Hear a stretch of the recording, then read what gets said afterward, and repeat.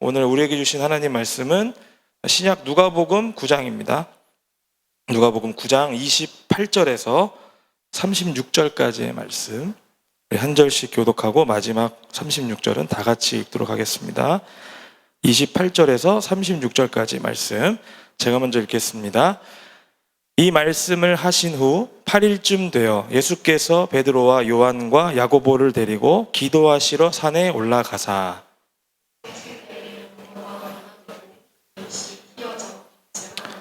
문득 두 사람이 예수와 함께 말하니 이는 모세와 엘리야라.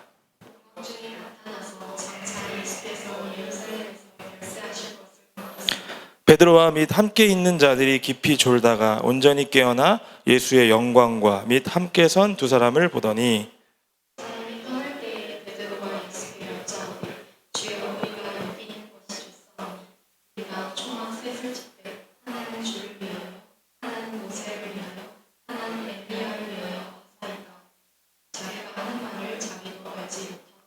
이 말 할 즈음에 구름이 와서 그들을 덮는지라. 구름 속으로 들어갈 때에 그들이 무서워하더니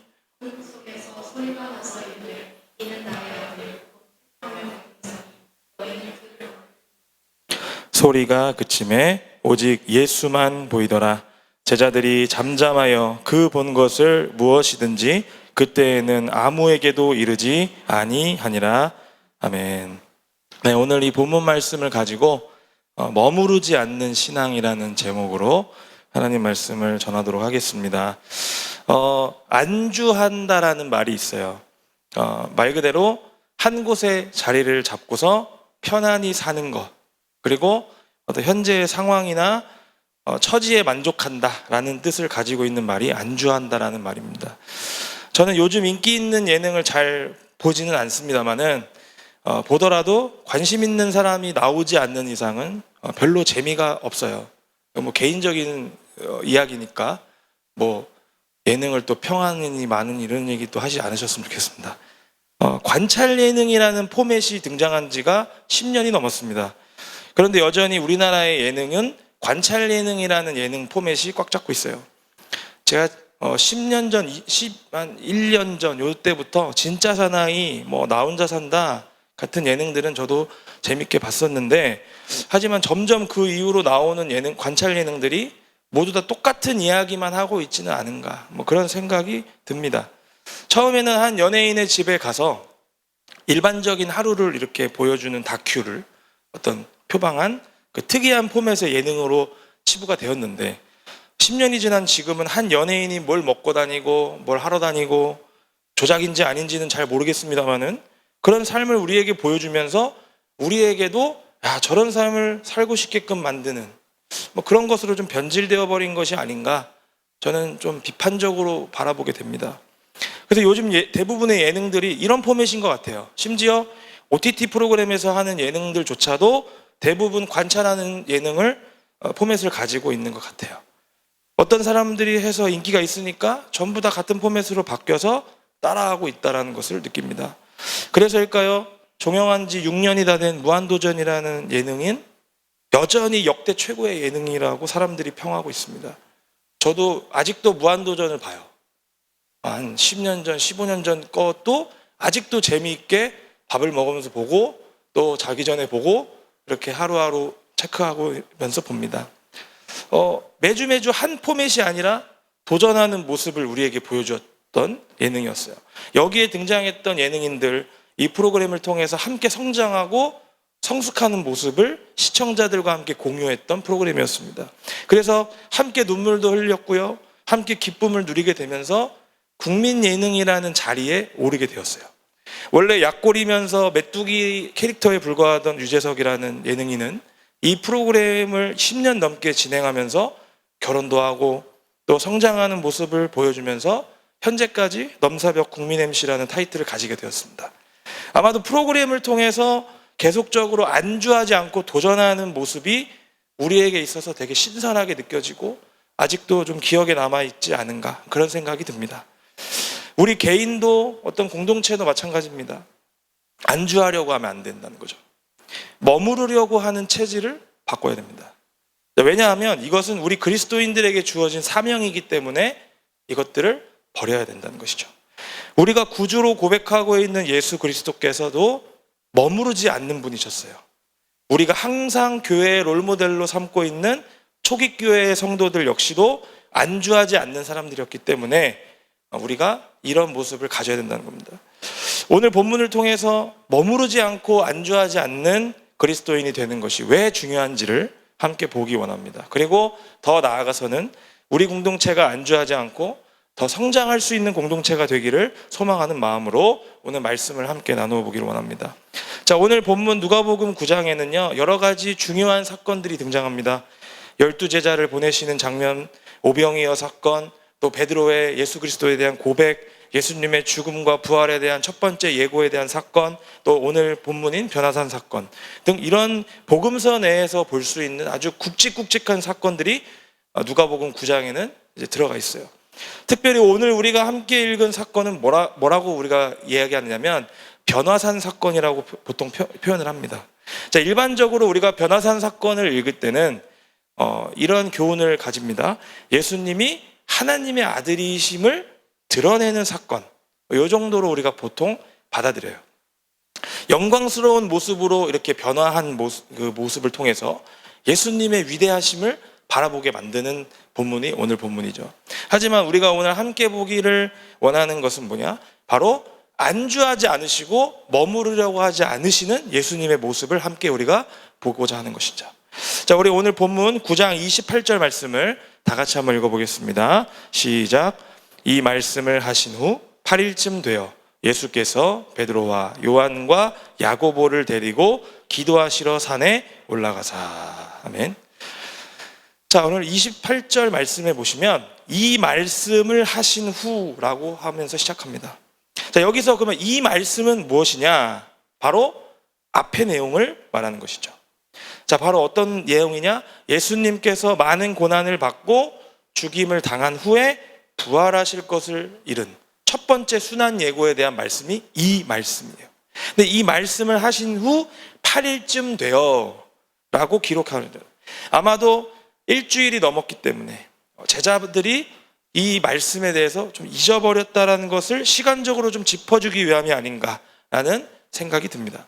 예수님은 베드로와 요한과 야고보를 데리고 기도하러 산으로 올라가십니다. 자, 그런데 무슨 일이 벌어지느냐? 기도하실 때 예수님의 용모가 변화되고 옷이 휘어지면서 광채가 나게 되는 것을 보게 됩니다. 자, 그리고 누가 등장하느냐? 두 사람이 등장하는데 모세와 엘리야라는 사람이 등장합니다. 이 둘은 영광 중에 나타나서 예수님과 함께 대화를 하고 있어요. 그 대화의 내용이 무엇이냐? 31절 말씀 우리 다 같이 한번 읽어보겠습니다. 시작. 영광 중에 나타나서 장차 예수께서 예루살렘에서 별세하실 것을 말할세. 아멘. 자, 이들은 예수님과 대화를 하고 있는데 그 대화의 내용이 뭐냐? 예루살렘에서 별세하실 것을 말하고 있어요.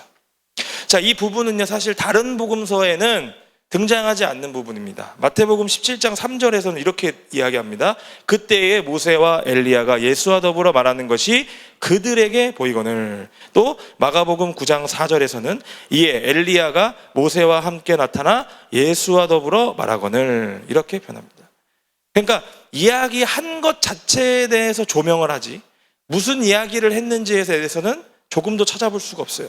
그래서 누가복음에서 이 부분 사이에 31절의 말씀, 즉 모세와 엘리야가 무엇에 대해서 말하는지 그 내용이 유일하게 등장하고 있음을 우리는 볼 수 있습니다. 자, 그 내용이 무엇이냐? 바로 예루살렘에서 별세하신다라는 내용이에요. 이 별세라는 말을 영어 번역본으로 찾아보니까 unexit, going out 이렇게 표현이 되어 있습니다. 자, 그래서 더불어 완전히 다른 의미로는 또 뭐라고 이야기하느냐? 죽음을 의미하는 death를 의미하는 단어로 기록이 되었어요. 따라서 여기서 이 별세라는 뜻이 무엇으로 쓰여졌음을 우리가 알 수 있느냐?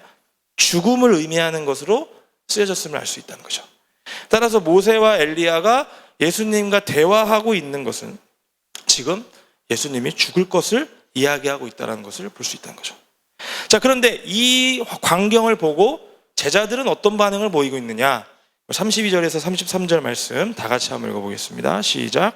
베드로와 및 함께 있는 자들이 깊이 졸다가 온전히 깨어나 예수의 영광과 및 함께 선 두 사람을 보더니 두 사람이 떠날 때에 베드로가 예수께 여짜오되 주여 우리가 여기 있는 것이 좋사오니 우리가 초막 셋을 짓되 하나는 주를 위하여 하나는 모세를 위하여 하나는 엘리야를 위하여 하사이다 하되 자기가 하는 말을 자기도 알지 못하더라. 아멘. 제자들은 깊이 졸고 있었어요. 완전히 잠에 빠져 있었습니다. 그러던 중에 모세가 엘리야와 함께 예수님과 함께 대화하는 모습을 보면서 완전히 놀랐습니다. 완전히 놀라서 깨버렸어요. 자, 그러면서 모세와 엘리야가 떠나려고 하는 중에 예수님께 뭐라고 얘기하느냐? 우리가 여기 있는 것이 좋습니다.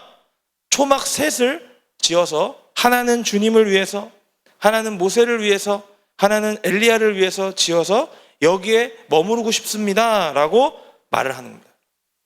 자, 중요한 건 자신이 하는 말을 자기도 모르는 상황입니다. 다시 말하면 지금 베드로는 제정신으로 이야기하고 있는 것이 아니에요. 그냥 영광스럽고 감격하는 그 모습에 취해서 지금 제정신이 아닌 상태에서 말을 하고 있는 거예요. 자, 그러자 다음 구절에서는 이렇게 이야기합니다. 34절 36절까지 말씀 또 다 같이 한번 읽어보겠습니다. 시작. 이 말 할 즈음에 구름이 와서 그들을 덮는지라. 구름 속으로 들어갈 때에 그들이 무서워하더니 구름 속에서 소리가 나서 이르되 이는 나의 아들 곧 택함을 받은 자니 너희는 그의 말을 들으라 하고 소리가 그침에 오직 예수만 보이더라. 제자들이 잠잠하여 그 본 것을 무엇이든지 그때에는 아무에게도 이르지 아니하니라. 아멘. 자, 베드로가 초막 셋을 지어서 하나는 주님을 위해서, 하나는 모세를 위해서, 하나는 엘리야를 위해서 짓고 우리 같이 살아요 라고 이야기를 하자 구름이 갑자기 그들을 덮기 시작합니다. 자, 구름이 덮어지니까 무서워하기 시작해요. 그리고 그 구름 안에서 소리가 나는데 뭐라고 하느냐?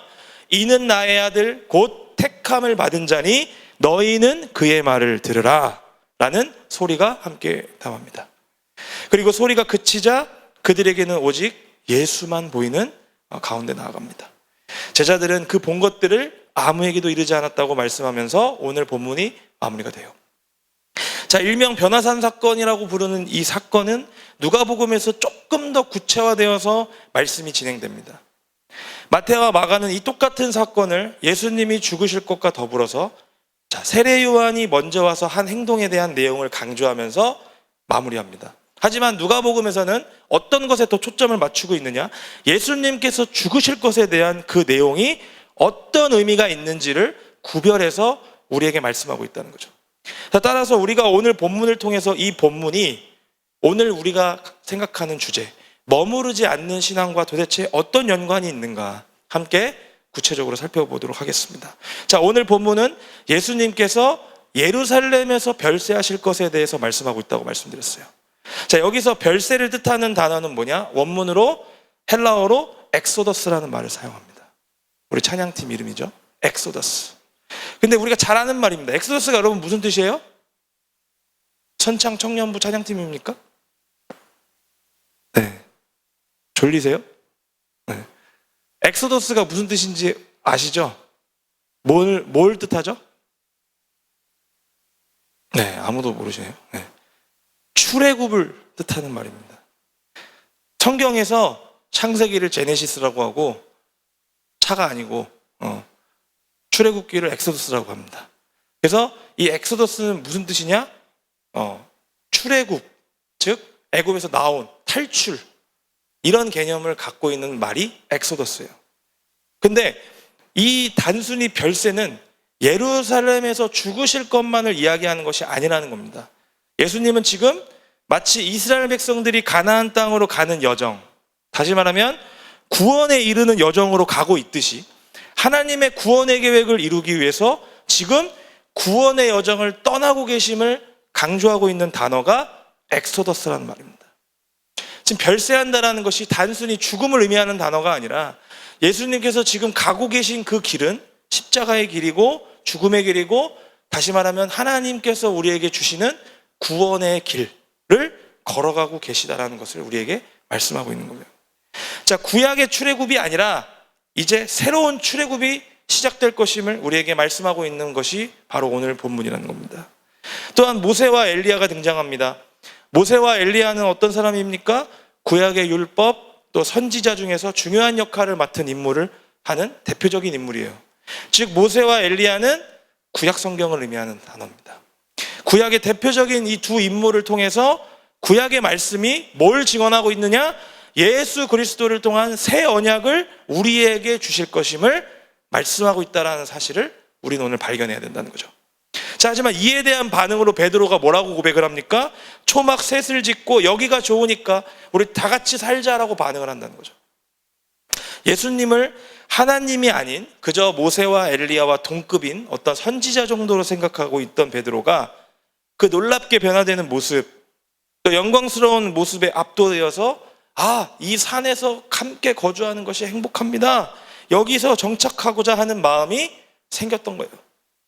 하지만 예수님은 뭐라고 하시느냐? 지금 별세하기 위해서, 다시 말하면 죽음을 통한 구원의 역사를 위해서 지금 떠나야 한다라고 하고 말씀하시는 분이었어요. 예수님의 사역을 잘 표현한 구절이 있습니다. 우리 오늘 본문 변화산 사건 본문이 있은 후에 뒷부분에서 예수님은 이렇게 이야기합니다. 누가복음 9장 58절 말씀을 다 같이 한번 읽겠습니다. 시작. 예수께서 이르시되 여우도 굴이 있고 공중에 새도 집이 있으되 인자는 머리 둘 곳이 없도다 하시고. 아멘. 예수님은 스스로를 뭐라고 얘기하시느냐? 머리 둘 곳이 없는 자라고 본인을 칭하신다는 거죠. 왜 그렇습니까? 예수님의 사역의 본질은 무엇이냐?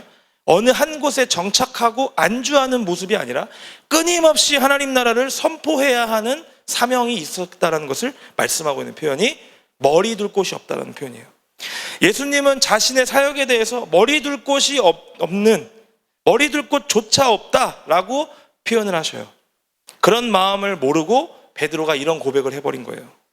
따라서 우리 그리스도인들은 어떤 사람들이 되어야 되느냐? 예수님처럼 안주하지 않고 머무르려 하지 않고 끊임없이 하나님 나라의 완성을 위해서 달려나가야 하는 존재들이다 라는 것을 알 수 있습니다. 베드로의 이 고백이 있자마자 구름이 몰려옵니다. 제자들을 덮습니다. 그리고 소리가 납니다. 이는 나의 아들 곧 택함을 받은 자다 라는 말이 들려옵니다. 즉 제자들이 생각한 예수님은 단순한 선지자가 아니라 하나님께서 그 구원의 뜻을 이루게 하기 위해서 우리에게 보내신 구원자임을 표현하는 말이라는 거죠. 이 소리가 그치자 모세와 엘리야는 사라집니다. 오직 예수만 보이게 되는 가운데 놓여집니다. 우리는 이런 신앙의 형태를 취할 줄 알아야 됩니다. 예수님의 사역을 생각하면서 예수님께서 하나님 나라의 그 큰 뜻을 이루시기 위해서 이 땅에 오셨고 이 땅에서 안주하지 않으시고 머무르려고 하지 않으시고 끊임없이 하나님의 뜻을 이루기 위해서 그 누구보다 애쓰신 분이라는 사실을 기억하는 삶이 되어야 된다는 거예요. 따라서 우리는 이 모습을 통해서 예수님께서 새로운 출애굽을 위해 택함을 받으신 분이시고 그 길을 걸어가신 분이라는 것을 기억해야 됩니다. 지금 이 자리에 거하고자 하는 나의 자리에서 오직 예수만 보이는, 오직 예수의 그 길만을 따라가는 삶이 되어야 한다는 것을 말씀하고 있습니다. 우리는 모두 이런 삶을 살아야 하는 사람들이에요. 공동체를 통해서 받은 은혜, 예배를 통해서 각자가 하나님의 임재와 영광을 바라보면서 그 힘으로 세상에서 살아가는 가운데 우리는 머무르려고 하면 안 됩니다. 안주하려고 하는 순간 우리는 시험에 빠질 수밖에 없습니다. 하나님의 임재와 영광을 맛보면서 그때 잠깐 누리는 그 영광에 취해서 우리는 우리가 나아가야 할 바를 잊어서는 안 돼요. 예수님을 본받아서 우리가 나아가야 할 최종적인 목적지, 주님 다시 오시는 그날까지 안주하지 않고 나의 신앙을 더욱더 성장시키고 성숙하게 만들 수 있도록 날마다 노력해야 된다는 겁니다. 구약에는요, 이렇게 머무르지 않고 안주하지 않는 사람의 모델이 한 명 등장합니다. 바로 갈렙이라는 사람이 등장합니다. 갈렙은 출애굽 1세대입니다. 그래서 여호수아와 함께 광야 생활부터 가나안 정복까지 모든 과정을 다 했던 사람이었어요. 갈렙은 이제 한 시대를 마무리하는 사람으로서 자신이 직접 가나안 정복 전쟁에 참여하지 않아도 되는 사람이었습니다만은 그는 이렇게 하나님 앞에서 고백합니다. 뭐라고 고백하느냐? 여호수아 14장 10절에서 12절 말씀 다 같이 한번 읽어보겠습니다. 시작. 이제 보소서 여호와께서 이 말씀을 모세에게 이르신 때로부터 이스라엘이 광야에서 방황한 이 45년 동안을 여호와께서 말씀하신 대로 나를 생존하게 하셨나이다. 오늘 내가 85세로 돼 모세가 나를 보내던 날과 같이 오늘도 내가 여전히 강건하니 내 힘이 그때나 지금이나 같아서 싸움에나 출입에 감당할 수 있으니 그날에 여호와께서 말씀하신 이 산지를 지금 내게 주소서. 당신도 그날에 들으셨거니와 그곳에는 아낙 사람이 있고 그 성읍들은 크고 견고할지라도 여호와께서 나와 함께 하시면 내가 여호와께서 말씀하신 대로 그들을 쫓아내리이다 하니. 네. 갈렙이 지금 몇 살이에요? 85세입니다. 그런데 그는 뭐라고 고백하느냐? 여호와께서 함께 하신다면 그 기골이 장대한 아낙 사람들을 쫓아낼 수 있다라고 고백합니다. 보통 85세라고 하면 모든 일에서 이미 물러나야 되는 때입니다. 그런 나이예요. 하지만 갈렙은 뭐라고 하느냐? 자신이 이 일을 감당할 수 있는 원인을 어디서 찾습니까? 여호와께서 나와 함께 하시면이라는 그 말에서 찾습니다. 신앙에서 찾는 거라고 우리가 볼 수 있어요. 그런데 우리는 어떻습니까? 조금만 나이를 먹어도 나는 이제 다 했다고 하면서 아무것도 안 하려고 합니다. 그런데 갈렙은 어떻습니까? 자신의 수명이 지금까지 온 것은 하나님께서 생존하게 하신 이유다. 하나님께서 나를 죽이지 않으시고 여기까지 살아있게 하셨다. 그래서 아직도 하나님께서 맡기신 사명이 끝나지 않았다라고 고백합니다. 자, 그러면서 하나님께서 약속하신 이 산지를 내게 달라고 기도하면서 결단합니다. 나이가 중요한 게 아닙니다. 내가 처한 상황이 중요한 게 아니에요. 내가 지금 누구 손에 붙들려 있는 사람인가가 더 중요하다는 것을 볼 수 있다는 거죠. 그리고 우리 역시 마찬가지입니다. 우리는 머무르려고 하면 안 됩니다. 잠깐의 그 은혜와 역사심에 취해서 안주해버리면 안 된다는 거예요. 내게 주어진 그 모습에 안주하고 머무르려고 하면 안 된다는 겁니다. 저는 우리 교회 청년들을 볼 때마다 안타까운 부분들이 하나 있습니다. 뭐냐? 우리 교회의 장점, 청년부의 장점이자 단점이 뭐냐? 다들 MBTI 같은 그 디퍼런스 지식들이 아주 충만하다는 거예요. 저 깜짝 놀랐습니다. 어디를 가도 너 MBTI 뭐야? 아, 그런 사람이구나. 너 동인이 뭐야? 너 무슨 동물이야? 다 물어봐요. 근데 다 알아요. 근데 이 지식들이 충만하다는 점은 장점이지만 한편으로는 뭐가 문제냐? 원래 이런 것들은 왜 만들어졌는지 아세요, 여러분? 나를 알고 다른 사람들을 이해하면서 서로 공감하고 서로의 부분들을 채워나가기 위해서 만들어졌다는 거죠. 관계를 맺는데 도움이 되기 위해서 만든 게 MBTI라는 거예요. 그런데 우리가 이게 점점점 변질되다 보니까 인식이 어떻게 되고 있느냐? 어떤 청년들이 이렇게 대답합니다. 나는 원래 이런 기질을 갖고 있으니까 원래 이래. 나는 원래 이런 사람이니까 그거 못합니다. 변질됐어요. 여러분, 이런 식으로 자신을 변호하거나 포장할 때 사용하는 말로 변질이 돼버려요. 여러분, 그건 잘못된 겁니다.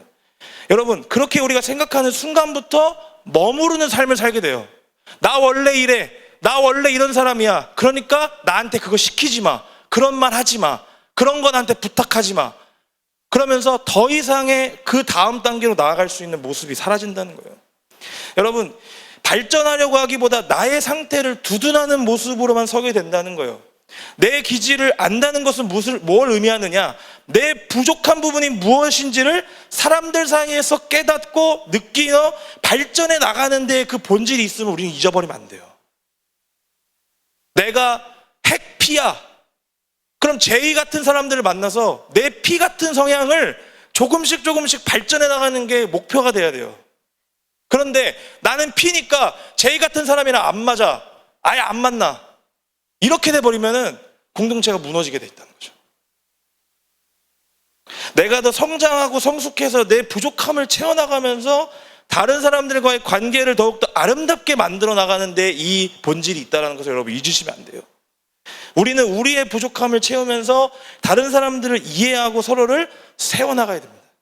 이게 아주 중요한 MBTI의 또 디퍼런스의 본질이에요. 또 공동체는 어떻느냐? 사실 많은 교회와 공동체들이 이러한 시험들에 빠집니다. 계속해서 머무르려고 하는데 그쳐요. 여기까지만 해도 충분할 거야. 이 정도만 해도 우리는 잘했어. 이런 만족감에 빠질 때가 있어요. 보통 언제 그러느냐? 공동체가 어느 정도 커지기 시작하면서, 사람들이 늘어나기 시작하면서, 어느 정도 규모가 이루어졌다고 하는 순간 이런 마음들이 우리 안에 침투하기 시작해요. 하지만 여러분, 그때가 바로 무너지기 시작한 때임을 여러분 기억해야 돼요. 하나님께서 우리에게 주신 공동체는 끊임없이 하나님의 뜻을 물어가면서 우리가 지금 놓여있는 상황 속에서 해야 되는 것은 무엇인가 달려나가야 되는 사람들이에요. 우리 각자가 예수 그리스도의 새로운 출애굽의 언약을 통해서 구원받은 백성으로 서게 되었다면, 우리가 모여있는 이 공동체 역시나 우리 공동체를 통해서 이루실 새로운 출애굽을 꿈꾸면서 도전하는 모습으로 우린 계속 서야 됩니다.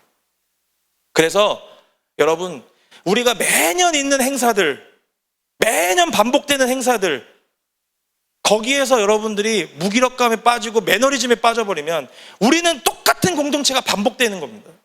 그럼 거기에 질리고 거기에 생명이 없고 거기에서 아무것도 발견하지 못하는 사람들은 거기서 성장을 멈추게 된다는 거예요.